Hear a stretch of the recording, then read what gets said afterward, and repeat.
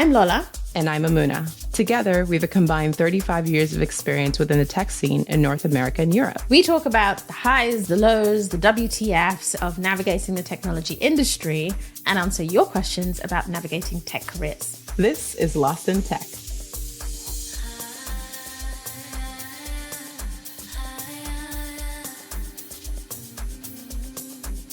I think this is the first time I'm recording post-gym. Oh. Welcome to post-gym, Lola. Post-gym. No one can smell me, so it's okay. You guys are protected. It's okay. It's okay. You can show up as you are. We encourage everyone to show up as we are. It's the realness. You fit it in where you can. You fit it in where you can. Speaking of realness. Oh, yes. Mm-hmm. First, yes, I'm well. Life is lifing, all the good things. But, I feel like everything always works out. Yes, it does. It really does, though. Everything always Never works out. Never how you want it, but maybe how you need it. How you need it. Yes. Maybe one day we'll talk about like having a plan. Yes. And then like how you think either your career or what you want to work on, for example, like let's say you put something in front of your manager or others, and then those plans get turned around. What do you do? And where's the growth and opportunity to rise like a phoenix? So many stories. We should do that episode, actually. Okay. We should. Yeah. We should. Yeah. Let's save that one for the Rolodex. Today's real talk. Yes. Today's real talk. So I think you and I oftentimes like to kind of go back and forth on topics, whether that's things we're experiencing on our own or things that we experience with our directs or people around us. And one of the things that we initially started talking about off camera that want to bring on camera is sort of emotions at work. Yes. And what this looks like when you have an emotional response to a situation. And that's honestly, I'm sure everyone in some way, whether they've expressed it or not, has had an emotion at work because we're all human. Humans, yes. Yeah. So maybe we just start with like, Lola, is having emotions at work wrong? Hell no. Oh my God. No. It's funny because I think there is, I hate using this word, but I'm going to use it because it's appropriate. There's a weaponization of the idea of professionalism. And it's almost like this idea that you're supposed to like, it's game face. It's you are neutral, you do not feel, you execute. It's almost military in function. At the same time as I think in a lot of workplaces, we allow for some feelings and we don't call them emotions. We allow for people to be angry. Oh, my boss is mad. Or we allow for frustration. It's like, oh, I can't be bothered to do this. I can't believe this has happened again. And we seem to accept those as not necessarily unprofessional every time we see them. But sadness, seeing a colleague crying, seeing someone say they might be hurt, or even the idea that you need time to process, to figure out how you feel about something. Like these going to this other gray zone of, oh, it's uncomfortable. Like, go away. It's like run, hide. And I worry, like our remote context makes it maybe harder to pick up on emotional cues from colleagues or even to feel like you can connect emotionally or respond emotionally if that's your choice. Yeah. But I feel like it's very harmful that we do have this kind of generalized discourse that emotions aren't appropriate in the workplace or certain types of emotions aren't appropriate in the workplace. And also we have these like popular archetypes of emotionless, masculine, especially in tech, energy that is just like this mercenary model that I think is actually not true because I'm yet to meet an unemotional founder, no matter how apparently robotic or emotionless they seem. They are all highly emotional individuals. And then two, I believe like there are a lot of physical ailments and harm that come from emotional suppression. And Yep. given that we spend so much time at work, the emotional suppression you're doing at work might be contributing to a bunch of things that's going on in your body, and Yep. you're not connecting the Yep. dots between those two things. And I think that's very harmful as well. Yeah, let's just dive into a couple of things that you mentioned there. So, one, emotions Yes. are normal, they're not a weakness, but we should caveat and say that, like I've been in cases where like people will lose their whole mind at work Oh yeah. and they are a bit uncontrolled. And I say that Yes. like not in like a person who's like processing something, but like in a more harmful way. And I feel like Yeah. that's not what we're encouraging here when we say like emotions are normal and not a weakness. Like if you're not able to express your emotions in a, I don't know, I don't even know how to say it, but in a way that is not harmful to the person who's on the receiving end. Yeah. In my head, I just deconstructed it, right? So if there are three parts to emotions that I see, there's one, the point of reaction. So the first Yes. time you feel the feeling, Yes. that's a completely internal thing. Yep.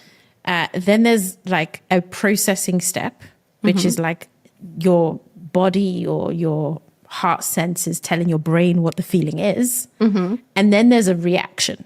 And I think what we're discussing is, let's start with just, there's a feeling, Yes. and then there's a processing about what the feeling Yes. is. Yes. Reactions can definitely have professional and unprofessional modes, Yes. and responses. But I think the toxic part that people underestimate and under invest in is actually just the reaction and feeling and like processing cycle. It's like, I have feelings about this. Yes. Yeah. Right. And I think like number one is like the time, the ability, the space, the whatever to recognize the trigger, and I think Yeah. having the awareness or having the ability, having the time to recognize that you are having a response, like it sometimes take a second, right? Because Yeah. you could just have like, you could just light up and like it's gone, right? Before you're like, oh, Yeah. something's building up. I feel Yeah. it in like my chest is like tightening up, or my 100%. stomach is getting jittery, or, whatever Yeah. it may be. And I think a lot of people also assume that you feel an emotion and then you have a physical reaction. Whereas Yeah. with some of the coaching I've had and some of the incredible teachers who've kind of helped me develop some tools for this, sometimes your body, your physical sensation is actually the first signal that you have in an Yes. emotional response. So like for me, often it's like I get a chest tightness, Me too. and I might not even realize that I am angry or upset or worried or scared. Like, and I'm going to focus on some of those less obvious feelings like sad or hurt. Yeah. But my chest is tight. And I have learned to try and have that noticing thing. And I think a lot of coaches now will use that language of like, notice, like just take a pause. Where do you feel, what parts of your physical body are triggering? Because that might tell you something's happening, and that might actually be your early warning system next time. It's, I didn't even realize I didn't feel too great about it, but my stomach Right. was doing something. My arm, the hairs on the back of my neck were like Yep. going crazy. And I realized, pause, I need to think about the situation a bit more and buy some time Yeah. to go figure out what to do, you know? Yeah. One of the things that I do over the past several years now is like I take copious notes, like whether it's one-on-ones or in like my conversation with my manager or whatever it is, I'm taking notes. And then at the end of every conversation, I take like 1 minute and I write like a summary sentence or two that captures how I feel leaving that. If something stood out to me or something that was uncomfortable, I may not know what it is, but I may just be Yeah. like, oh, it was an awkward end to the meeting, or Yeah. it felt like something was left unsaid. Like I would put that down and then I would just Okay. like come back to that, or I would use that as like a starting point for my next conversation. But I always try to acknowledge like I left it feeling uneasy. Like I'd always end it with how I felt coming out of that last session. So I at least do a quick review. Like some days I have back to back to back to backs, but I Yeah. always take like that 1 minute. And Yeah, I that find is that's a really good tip. helpful. I find that You to be never helpful. fail to impress me with your organizational skills. Like when I grow up, I'm going to be a Mamuna, but I'm listening to that and I'm like, that minute does always exist, or even though those 30 Yeah, seconds exist. And 30 especially with seconds. AI tools, It's a minute. something's already taking your notes for you. So it's Yeah. just like a couple of extra sentences on the Yep. end of it to just be like, this is how I feel. Yeah. I want to ask a question though. So let's Sure. maybe ground this more practically for the audience, which is like, so you are an employee with feelings versus you are a leader and a manager of people with feelings. Let's tackle those Yeesh. two ends of the spectrum. Where do you want to start? Let's start with whether you're an employee Yeah. with So feelings. how and I think let's keep focusing on some of those less popular emotional responses, like sadness, your Yep. project that you were really looking forward to working on just got cancelled. Yep. Or a colleague that you absolutely adore has just been laid off. Yeah. Or frustration, you just cannot win with a Yeah. boss, or there is a skill that you just can't nail and you feel really down on yourself. Like those feelings, those are feelings that I think I felt in the Yeah. past at work as an employee. And I think they're hard feelings to even admit to someone else that you're Yes. having. Well, I think, and there's a couple of layers in there, right? Especially if you're on the more like earlier on in your career, or let's say earlier transition point in your career, you may not feel like you have the right in some cases to have those feelings or to be able to express them to someone. I've done a couple of calls with some earlier on PMs who are a little bit older, but they're newer in the PM space. And whether it was their project being canceled or something shifting under them and they're frustrated or they're hurt because they thought they would be giving a shot for something and they didn't get it, right? And like, I just don't know what to do with this feeling. I'm upset by this and whatever it is. I'm like, okay, how have you processed it? And they're like, well, Yeah. what am I supposed to do with it? Exactly. So I'm like, okay, like step one, be able to Yeah. communicate or articulate or write down like whatever it is, Yeah. right? Because you have to get it out. You do not bottle this up. As Lola had mentioned, there's a cost to suppressing your feelings. Yep.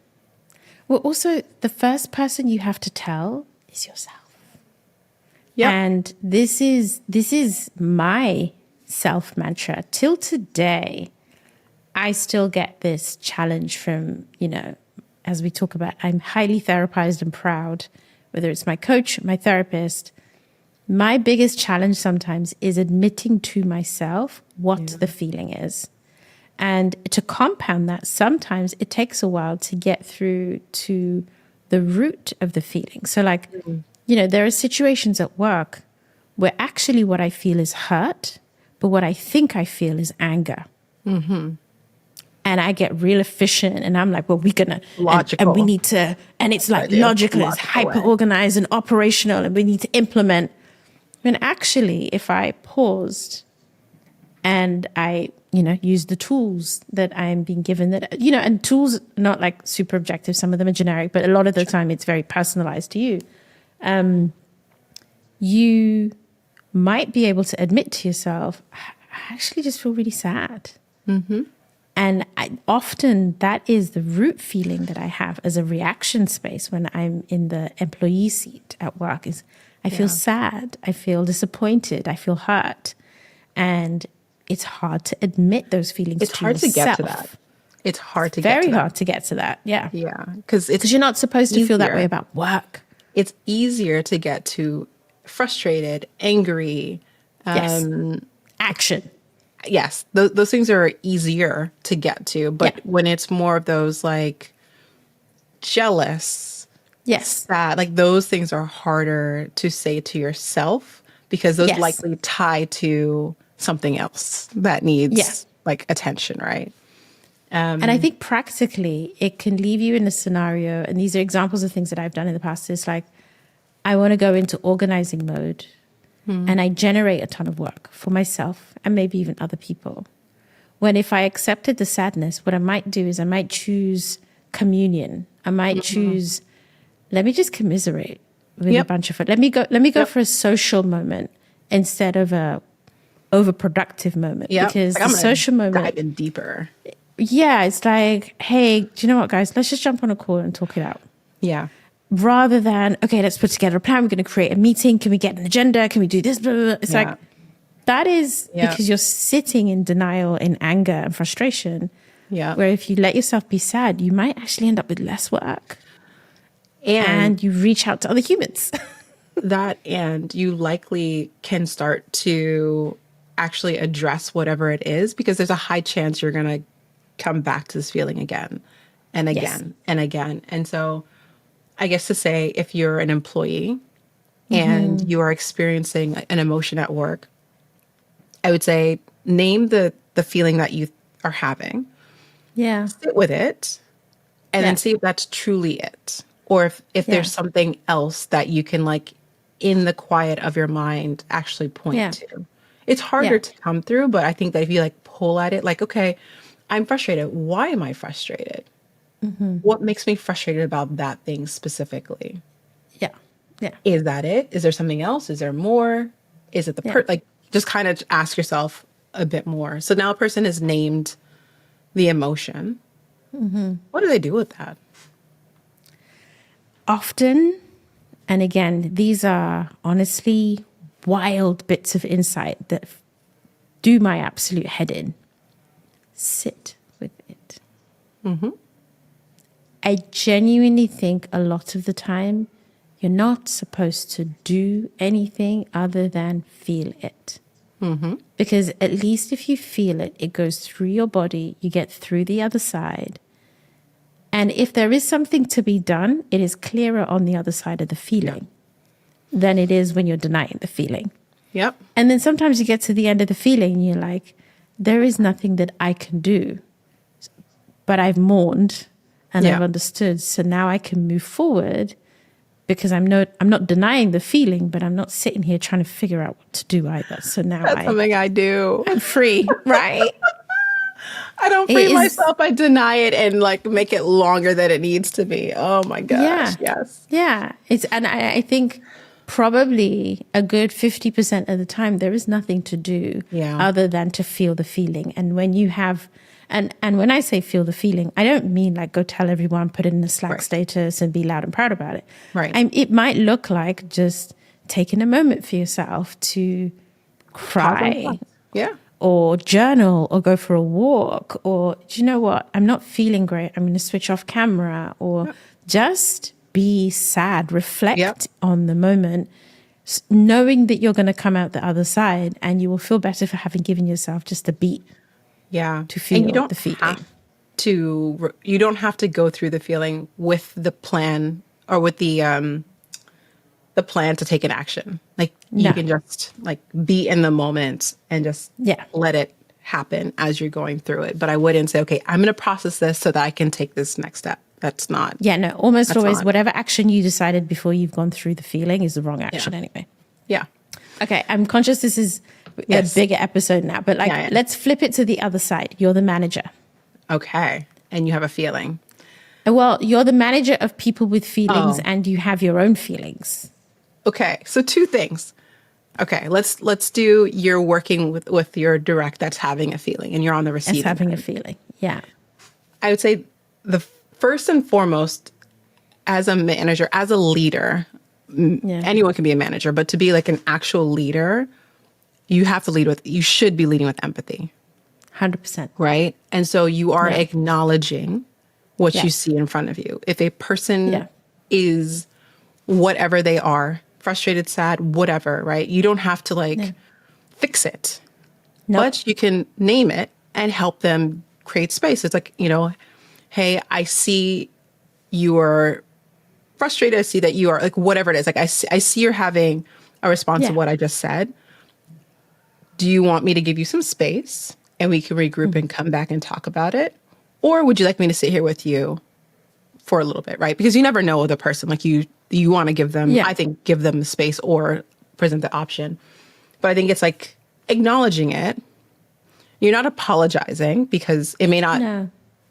be that, right? But you're acknowledging it and you're giving them the space or you're giving them the time, whatever it is. Yeah. But you're also And making yourself available for 100%. follow-up. For the follow-up. And I think key to that is you don't name the thing on their behalf. Because Yes. there's definitely been scenarios where you could have someone who's like, you seem a bit upset. Don't do that. Do not do that. Oh my God. I just You felt just the thing need when to- you said that. See, it's like, it's that's an attack. It's like, I'm not upset, but I am now. right. It's Yeah. more like, you know, you can, in human communication, there's a lot that can be said without being literal, Yeah. right? It's like, hey, are you okay? Right.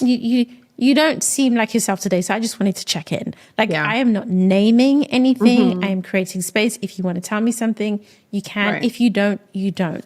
But Right. as a leader who understands that emotions exist and humans are humans, validating that someone's allowed to have a feeling is so Yeah. important. Yeah. It is so important to acknowledge that the people on your team can have feeling days and non-feeling days, or even if something major has happened, a layoff has occurred, and you're going to have a team meeting, your probably most important role in that meeting, you might think it's to give them a plan. Actually, No. It's a massive thing has just happened. The first thing you've got to Acknowledge. do is you've got to create space Yeah. for processing.